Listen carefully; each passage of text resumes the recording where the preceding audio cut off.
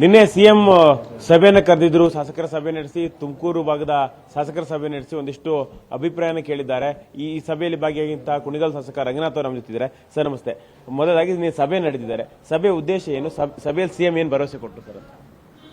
ಸಭೆ ನಮ್ಮ ಮುಖ್ಯಮಂತ್ರಿಗಳು ಸಾಹೇಬರು ನಾವೆಲ್ಲ ಅನುದಾನ ಕೇಳಿದ್ದು, ಆ ಕಾರಣಕ್ಕೋಸ್ಕರ ಕರೆದಿದ್ರು. ಏನೇನು ಬೇಕು ಡೆವಲಪ್ಮೆಂಟ್ಸ್ಗಳು ಹೇಳಿ ಅಂತ. ಈಗ ಸುಮಾರು 50 ಕೋಟಿ ರೂಪಾಯಿ ಅನುದಾನವನ್ನು ತಕ್ಷಣ ಬಿಡುಗಡೆ ಮಾಡಿಕೊಡ್ತೇನೆ ಅಂತೇಳಿ ವಾಗ್ದಾನ ಕೊಟ್ಟರು. ತದನಂತರ ನಮ್ಮ ಜಿಲ್ಲೆಯಲ್ಲಿ ಸಮಸ್ಯೆಗಳು ಕೆಲವಿದ್ದು, ನನ್ನ ತಾಲೂಕದ್ದು ಜಿಲ್ಲೆಯ ವಿಚಾರಗಳು, ಸೊ ಅದನ್ನು ಅವ್ರ ಗಮನಕ್ಕೆ ತಂದು, ಸೊ ಹಾಗಾಗಿ ಅದನ್ನೇ ಒಂದು ಅರ್ಧ ಗಂಟೆ ಡಿಸ್ಕಷನ್ ಮಾಡಿ ಅದನ್ನು ಎಲ್ಲ ರೀತಿಯಲ್ಲೂ ನಿವಾರಣೆ ಮಾಡಿಕೊಡೋ ಅಂಥದ್ದು ನಮ್ಮ ಮುಖ್ಯಮಂತ್ರಿಗಳು ಇನ್ಸ್ಟ್ರಕ್ಷನ್ಸ್ ಕೊಟ್ಟಿದ್ದಾರೆ. ನನಗೆ ಎಲ್ಲ ರೀತಿಯಲ್ಲೂ ಆಶ್ವಾಸನೆ ಕೊಟ್ಟಿದ್ದಾರೆ, ಭರವಸೆ ಬಂದಿದೆ.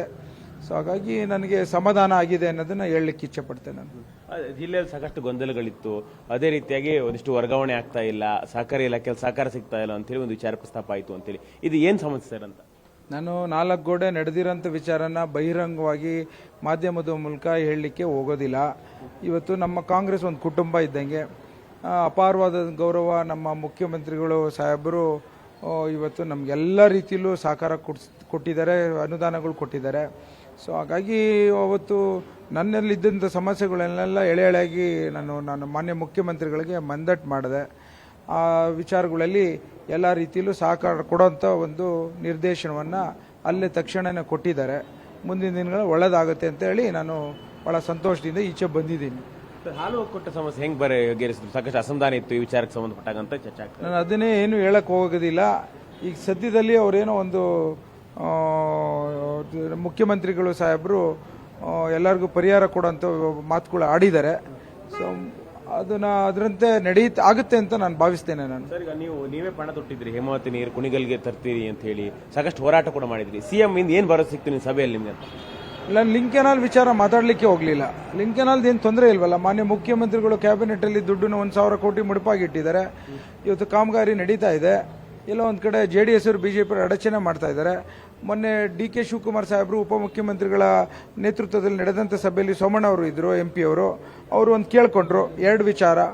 ಒಂದು DCM ಸಾಹೇಬರು ಸ್ವತಃ ಬಂದು ಇನ್ಸ್ಪೆಕ್ಷನ್ ಮಾಡಬೇಕು ಸೈಟು ಅಂತ ಕೇಳಿದ್ರು.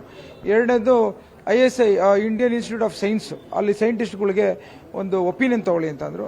ಸೊ ಅದನ್ನು ಒಪಿನಿಯನ್ ತಗೊಳಕ್ಕೆ ಕಳಿಸಿದ್ದಾರೆ. ಮತ್ತು ನಾವೆಲ್ಲ DK ಶಿವಕುಮಾರ್ ಸಾಹೇಬರು ಅವರ ಸಮಯಾವಕಾಶವನ್ನು ಸೈಟ್ ವಿಸಿಟ್ ಕಾಯ್ತಾ ಇದ್ದೀವಿ. ಸದ್ಯದಲ್ಲಿ 9-10ನೇ ತಾರೀಕು ಕೊಡ್ತಾರೆ ಅಂತ ನಾನು ಭಾವಿಸ್ತೇನೆ. ನೀರಿನ ವಿಚಾರಕ್ಕೆ ಪಕ್ಷದಲ್ಲೇ ಒಂದಿಷ್ಟು ಗೊಂದಲಗಳಿದೆ.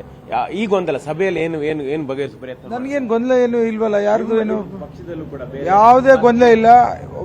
ಜಿಲ್ಲಾ ಉಸ್ತುವಾರಿ ಮಂತ್ರಿಗಳು ಎಲ್ಲ ರೀತಿಯಲ್ಲೂ ರಕ್ಷಣೆ ಕೊಟ್ಟು ನಾವು ಮಾಡಿಕೊಡ್ತೇವೆ ಅಂತ ವಾಗ್ದಾನ ಕೊಟ್ಟಿದ್ದಾರೆ. ಸೊ ಯಾವುದೇ ತೊಂದರೆ ಇಲ್ಲ. ಮತ್ತೀಗ ದೊಡ್ಡ ಚರ್ಚೆ ಆಗ್ತಿರ್ತಕ್ಕಂಥದ್ದು KPC ಅಧ್ಯಕ್ಷರ ಜೊತೆ DCM ಅವ್ರನ್ನ ಹೊರಗಿಟ್ಟು ಸಭೆ ಮಾಡಿದ್ದಾರೆ ಸಿಎಂ ಅಂತ ಹೇಳಿ ಒಂದು ಚರ್ಚೆ ಸರ್. DCM ಸಾಹೇಬ್ರು ಹೇಳಿದಾರಲ್ಲ, ತಪ್ಪೇನಿಲ್ಲ. ಸಭೆಗಳು ಅವರು ಮಾಡೋದು ಒಂದು ಕಡೆ ಮಾಡ್ತಾ ಇರಬೇಕು. ಸರ್ಕಾರ ಮತ್ತು ನಿರ್ವಹಣಾ ವ್ಯವಸ್ಥೆ ಮತ್ತು ಆಗಸ್ಟ್ 11ನೇ ತಾರೀಕು ನಡೆಯುವಂಥ ಒಂದು ಅಧಿವೇಶನ ಮೂಲಕ ಬೇಡಿಕೆಗಳು ಏನೇನು ಇಡಬೇಕು ಅನ್ನೋದನ್ನ ಶಾಸಕರ ಒಂದು ಸಜೆಷನ್ಸ್ ತಗೊಳ್ಳೋಂಥ ಮೀಟಿಂಗಲ್ಲಿ ತಪ್ಪೇನಿಲ್ಲ ಅಂತ ಹೇಳಿರೋಂಥದ್ದು ಒಂದು ಕಡೆ. ಆದರೆ ನಾವೆಲ್ಲ ಶಾಸಕರು ಇದ ನಂತರ ಅಧ್ಯಕ್ಷರನ್ನ ಒಂದು ಸಮಯಾವಕಾಶ ತೆಗೆದುಕೊಂಡು ನಮ್ಮ ಜಿಲ್ಲೆಯ ವಿಚಾರಗಳನ್ನ ಶಾಸಕರು ಹೋಗಿ ಭೇಟಿ ಮಾಡ್ತೀವಿ ಅಂತ ಹೇಳಲಿಕ್ಕೆ ಇಚ್ಛೆ ಪಡ್ತೀವಿ. ಅವರು ಸಹ ಒಂದು ಸಭೆ ಮಾಡ್ತೀವಿ ಅಂತ ಹೇಳಿದ್ದಾರೆ, ಭರವಸೆ ಕೊಟ್ಟಿದ್ದಾರೆ. DCM ಕೂಡ ಸರ್ಕಾರದ ಭಾಗ ಸರ್, ಅದಕ್ಕೆ ಈ ಸಭೆಯಲ್ಲಿ ಇಲ್ಲಲ್ಲ, ಒಂದಿಷ್ಟು ಗೊಂದಲ. ಅದು DCM ಸಾಹೇಬ್ರೆ ಹೇಳಾದ್ಮೇಲೆ ಏನು ಗೊಂದಲ ಬಂತು? ಸಭೆಗಳು ಮಾಡಲಿ, ನಾನು ಒಂದು ಅಧ್ಯಕ್ಷನಾಗಿ ಸಭೆ ಒಂದು ಮುಂದಿನ ದಿನಗಳಲ್ಲಿ ಮಾಡೋಂಥ ಸಂದರ್ಭ ಬಂದಾಗ ಮಾಡ್ತೀನಿ ಅಂತ ಹೇಳಿದ್ದಾರೆ. ಇದಿಷ್ಟು ಕುಣಿಗಲ್ ಶಾಸಕ ರಂಗನಾಥ್ ಅವರ ಮಾತುಗಳು. ಕ್ಯಾಮರಾಮನ್ ಪ್ರಶಾಂತ್ ಜೊತೆ ರೂಪೇಶ್ ಬೈಂದೂರು, ಪವರ್ TV, ಬೆಂಗಳೂರು.